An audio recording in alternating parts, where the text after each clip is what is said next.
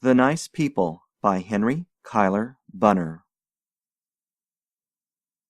They certainly are nice people, I assented to my wife's observation, using the colloquial phrase with a consciousness that it was anything but nice English. And I'll bet that their 3 children are better brought up than most of— 2 children, corrected my wife. 3, he told me. My dear, she said there were 2. He said 3. You've simply forgotten. I'm sure she told me they had only 2, a boy and a girl. Well, I didn't enter into particulars. No, dear, and you couldn't have understood him. 2 children. All right, I said, but I did not think it was all right. As a nearsighted man learns by enforced observation to recognize persons at a distance when the face is not visible to the normal eye, so the man with a bad memory learns, almost unconsciously, to listen carefully and report accurately. My memory is bad, but I had not had time to forget that Mr. Brewster Brede had told me that afternoon that he had 3 children, at present left in the care of his mother-in-law, while he and Mrs. Brede took their summer vacation. 2 children, repeated my wife, and they are staying with his Aunt Jenny. He told me with his mother-in-law, I put in. My wife looked at me with a serious expression. Men may not remember much of what they are told about children, but any man knows the difference between an aunt and a mother-in-law. But don't you think they're nice people? Asked my wife. Oh, certainly, I replied, only they seem to be a little mixed up about their children. That isn't a nice thing to say, returned my wife. I could not deny it. And yet, the next morning, when the Bredes came down and seated themselves opposite us at table, beaming and smiling in their natural, pleasant, well-bred fashion, I knew to a social certainty that they were nice people. He was a fine-looking fellow in his neat tennis flannels, slim, graceful, 28 or 30 years old, with a Frenchy pointed beard. She was nice in all her pretty clothes, and she herself was pretty with that type of prettiness which outwears most other types, the prettiness that lies in a rounded figure, a dusky skin, plump, rosy cheeks, white teeth, and black eyes. She might have been 25. You guessed that she was prettier than when she was at 20, and that she would be prettier still at 40. And nice people were all we wanted to make us happy in Mr. Jacobus's summer boarding house on top of Orange Mountain. For a week we had come down to breakfast each morning, wondering why we wasted the precious days of idleness with the company gathered around the Jacobus board. What joy of human companionship was to be had out of Mrs. Tabb and Mrs. Hoogencamp, the 2 middle-aged gossips from Scranton, Pennsylvania, out of Mr. and Mrs. Biggle, an indurated head bookkeeper and his prim and censorious wife, out of old Major Halkett, a retired business-man, who, having once sold a few shares on commission, wrote for circulars of every stock company that was started, and tried to induce every one to invest who would listen to him. We looked around at those dull faces, the truthful indices of mean and barren minds, and decided that we would leave that morning. Then we ate Mrs. Jacobus's biscuit, light as Aurora's cloudlets, drank her honest coffee, inhaled the perfume of the late azaleas with which she decked her table, and decided to postpone our departure one more day. And then we wandered out to take our morning glance at what we called our view. And it seemed to us as if Tabb and Hoogencamp and Halkett and the Biggleses could not drive us away in a year. I was not surprised when, after breakfast, my wife invited the Bredes to walk with us to our view. The Hoogencamp, Biggle, Tabb, Halkett contingent never stirred off Jacobus's veranda, but we both felt that the Bredes would not profane that sacred scene. We strolled slowly across the fields, passed through the little belt of woods, and, as I heard Mrs. Brede's little cry of startled rapture, I motioned to Brede to look up. "By Jove!" he cried. "Heavenly!" We looked off from the brow of the mountain over 15 miles of billowing green, to where, far across a far stretch of pale blue, lay a dim purple line that we knew was Staten Island. Towns and villages lay before us, and under us. There were ridges and hills, uplands and lowlands, woods and plains, all masked and mingled in that great silent sea of sunlit green. For silent it was to us, standing in the silence of a high place, silent with a Sunday stillness that made us listen, without taking thought, for the sound of bells coming up from the spires that rose above the treetops that lay as far beneath us as the light clouds were above us, that dropped great shadows upon our heads and faint specks of shade upon the broad sweep of land at the mountain's foot. "And so is that your view?" asked Mrs. Brede, after a moment. "You are very generous to make it ours, too." Then we lay down on the grass, and Brede began to talk, in a gentle voice, as if he felt the influence of the place. He had paddled a canoe in his earlier days, he said, and he knew every river and creek in that vast stretch of landscape. He found his landmarks and pointed out to us where the Passaic and the Hackensack flowed, invisible to us, hidden behind great ridges that in our sight were but combings of the green waves upon which we looked down. And yet, on the further side of those broad ridges and rises were scores of villages, a little world of country life lying unseen under our eyes. "A good deal like looking at humanity," he said. "There is such a thing as getting so far above our fellow men that we see only one side of them." Ah, how much better was this sort of talk than the chatter and gossip of the Tab and the Hugenkamp, than the Major's dissertations upon his everlasting circulars! My wife and I exchanged glances. "Now, when I went up the Matterhorn," Mr. Brede began. "Why, dear," interrupted his wife, "I didn't know you ever went up the Matterhorn." It was 5 years ago," said Mr. Brede hurriedly. I didn't tell you. When I was on the other side, you know, it was rather dangerous. Well, as I was saying, it didn't look at all like this." A cloud floated overhead, throwing its great shadow over the field where we lay. The shadow passed over the mountain's brow and reappeared far below, a rapidly decreasing blot, flying eastward over the golden green. My wife and I exchanged glances once more.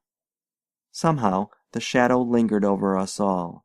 As we went home, the Bredes went side by side along the narrow path, and my wife and I walked together. "Should you think," she asked me, "that a man would climb the Matterhorn the very first year he was married?" "I don't know, my dear," I answered evasively. "This isn't the first year I have been married, not by a good many, and I wouldn't climb it for a farm." "You know what I mean," she said. I did. When we reached the boarding house, Mr. Jacobus took me aside. "You know," he began his discourse, "my wife, she used to live in New York." I didn't know, but I said, "Yes." "She says the numbers on the streets run criss-cross like, 34's on one side of the street and 35's on t'other. How's that?" "That's the invariable rule, I believe." "Then, I say, these here new folk that you and your wife seem so mighty taken up with, do you know anything about 'em?" "I know nothing about the character of your boarders, Mr. Jacobus," I replied, conscious of some irritability. "If I choose to associate with any of them—" Just so," broke in Jacobus. "I hain't nothin' to say against your sociability, but do you know them?" "Why, certainly not," I replied. "Well, that was all I was askin' you. You see, when he come here to take the rooms, you wasn't here then, he told my wife that he lived in number 34 on his street. And yesterday she told her that they lived at number 35. He said he lived in an apartment house. Now, there can't be no apartment house on two sides of the same street, can they?" "What street was it?" I inquired wearily. 121st Street. "Maybe," I replied, still more wearily. "That's Harlem. Nobody knows what people will do in Harlem." I went up to my wife's room. "Don't you think it's queer?" she asked me. "I think I'll have a talk with that young man tonight," I said, "and see if he can give some account of himself." "But, dear," my wife said gravely, "she doesn't know whether they've had the measles or not." "Why, great Scott!" I exclaimed, "they must have had them when they were children." "Please don't be stupid," said my wife. "I meant their children." After dinner that night, or rather after supper, for we had dinner in the middle of the day at Jacobus's, I walked down the long veranda to ask Brede, who was placidly smoking at the other end, to accompany me on a twilight stroll. Halfway down I met Major Halkett. "That friend of yours," he said, indicating the unconscious figure at the further end of the house, "seems to be a queer sort of a dick. He told me that he was out of business and just looking round for a chance to invest his capital. And I've been telling him what an everlasting big show he had to take stock in the Capitoline Trust Company. Starts next month, 4 million capital. I told you all about it. Oh, well, he says, let's wait and think about it. Wait, says I. The Capitoline Trust Company won't wait for you, my boy. This is letting you in on the ground floor, says I, and it's now or never. Oh, let it wait, says he. I don't know what's into the man. I don't know how well he knows his own business, Major, I said as I started again for Brede's end of the veranda. But I was troubled none the less. The Major could not have influenced the sale of 1 share of stock in the Capitoline Company. But that stock was a great investment, a rare chance for a purchaser with a few $1,000s. Perhaps it was no more remarkable that Brede should not invest than that I should not. And yet it seemed to add one circumstance more to the other suspicious circumstances. When I went upstairs that evening I found my wife putting her hair to bed. I don't know how I can better describe an operation familiar to every married man. I waited until the last tress was coiled up, and then I spoke.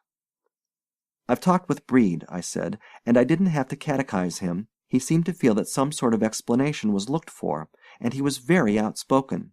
You were right about the children. That is, I must have misunderstood him.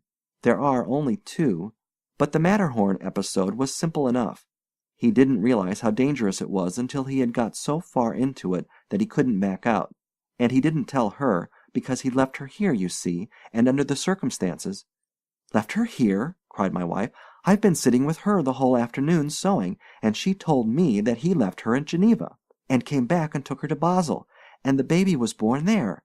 Now I'm sure, dear, because I asked her." "Perhaps I was mistaken when I thought he said she was on this side of the water," I suggested with bitter, biting irony. "You poor dear, did I abuse you?" said my wife. "But do you know Mrs. Tabb said that she didn't know how many lumps of sugar he took in his coffee. Now that seems queer, doesn't it?" It did. It was a small thing, but it looked queer. Very queer. The next morning it was clear that war was declared against the Bredes. They came down to breakfast somewhat late, and, as soon as they arrived, the Biggleses swooped up the last fragments that remained on their plates and made a stately march out of the dining-room. Then Mrs. Hoogencamp arose and departed, leaving a whole fish-ball on her plate. Even as Atalanta might have dropped an apple behind her to tempt her pursuer to check his speed, so Miss Hoogencamp left that fish-ball behind her, and between her maiden self and contamination. We had finished our breakfast, my wife and I, before the Bredes appeared. We talked it over and agreed that we were glad that we had not been obliged to take sides upon such insufficient testimony. After breakfast it was the custom of the male half of the Jacobus household to go around the corner of the building and smoke their pipes and cigars where they would not annoy the ladies. We sat under a trellis covered with a grapevine that had borne no grapes in the memory of man. This vine, however, bore leaves, and these, on that pleasant summer morning, shielded us from 2 persons who were in earnest conversation in the straggling, half-dead flower garden at the side of the house. "I don't want," we heard Mr. Jacobus say, "to enter in no man's privacy, but I do want to know who it may be like that I have in my house. Now, what I ask of you, and I don't want you to take it as in no ways personal, is, have you your marriage license with you?" "No," we heard the voice of Mr. Brede reply. "Have you yours?" I think it was a chance shot, but it told all the same. The Major, he was a widower, and Mr. Biggle and I looked at each other, and Mr. Jacobus on the other side of the grape trellis looked at I don't know what, and was as silent as we were. Where is your marriage license, married reader? Do you know? 4 men, not including Mr. Brede, stood or sat on one side or the other of that grape trellis, and not one of them knew where his marriage license was. Each of us had had one. The Major had had 3. But where were they? Where is yours? tucked in your best man's pocket, deposited in his desk, or washed to a pulp in his white waistcoat, if white waistcoats be the fashion of the hour, washed out of existence? Can you tell where it is? Can you? Unless you are one of those people who frame that interesting document and hang it upon their drawing-room walls? Mr. Brede's voice arose after an awful stillness of what seemed like 5 minutes, and was probably 30 seconds. "Mr. Jacobus, will you make out your bill at once and let me pay it? I shall leave by the 6 o'clock train, and will you also send the wagon for my trunks?" "I hain't said I wanted to have you leave," began Mr. Jacobus, but Brede cut him short. "Bring me your bill." "But," remonstrated Jacobus, "if you ain't—" "Bring me your bill," said Mr. Brede. My wife and I went out for our morning's walk. But it seemed to us, when we looked at our view, as if we could only see those invisible villages of which Brede had told us, that other side of the ridges and rises of which we catch no glimpse from lofty hills or from the heights of human self-esteem. We meant to stay out until the Bredes had taken their departure, but we returned just in time to see Pete, the Jacobus darky, the blacker of boots, the brasher of coats, the general handyman of the house, loading the Brede trunks on the Jacobus wagon. And as we stepped upon the veranda, down came Mrs. Brede, leaning on Mr. Brede's arm, as though she were ill, and it was clear that she had been crying. There were heavy rings about her pretty black eyes. My wife took a step toward her. "Look at that dress, dear," she whispered. "She never thought anything like this was going to happen when she put that on." It was a pretty, delicate, dainty dress, a graceful, narrow-striped affair. Her hat was trimmed with a narrow-striped silk of the same colors, maroon and white, and in her hand she held a parasol that matched her dress. "She's had a new dress on twice a day," said my wife, "but that's the prettiest yet. Oh, somehow, I'm awfully sorry they're going." But going they were. They moved toward the steps. Mrs. Brede looked toward my wife, and my wife moved toward Mrs. Brede. But the ostracized woman, as though she felt the deep humiliation of her position, turned sharply away and opened her parasol to shield her eyes from the sun. A shower of rice, a half-pound shower of rice, fell down over her pretty hat and her pretty dress, and fell in a spattering circle on the floor, outlining her skirts, and there it lay in a broad, uneven band, bright in the morning sun. Mrs. Brede was in my wife's arms, sobbing as if her young heart would break. "Oh, you poor, dear, silly children!" my wife cried as Mrs. Brede sobbed on her shoulder. "Why didn't you tell us?" We didn't want to be taken for a bridal couple," sobbed Mrs. Brede, "and we didn't dream what awful lies we'd have to tell, and all the awful mixed-upness of it. Oh, dear, dear, dear." "Pete," commanded Mr. Jacobus, "put back them trunks. These folks stays here as long as they wants to. Mr. Brede," he held out a large, hard hand, "I'd oughter have known better," he said, and my last doubt of Mr. Brede vanished as he shook that grimy hand in manly fashion. The two women were walking off toward our view, each with an arm about the other's waist, touched by a sudden sisterhood of sympathy. "Gentlemen," said Mr. Brede, addressing Jacobus, Biggle, the Major, and me, "there is a hostelry down the street where they sell honest New Jersey beer. I recognize the obligations of the situation." We 5 men filed down the street. The two women went toward the pleasant slope where the sunlight gilded the forehead of the great hill. On Mr. Jacobus's veranda lay a spattered circle of shining grains of rice. 2 of Mr. Jacobus's pigeons flew down and picked up the shining grains, making grateful noises far down in their throats. End of The Nice People.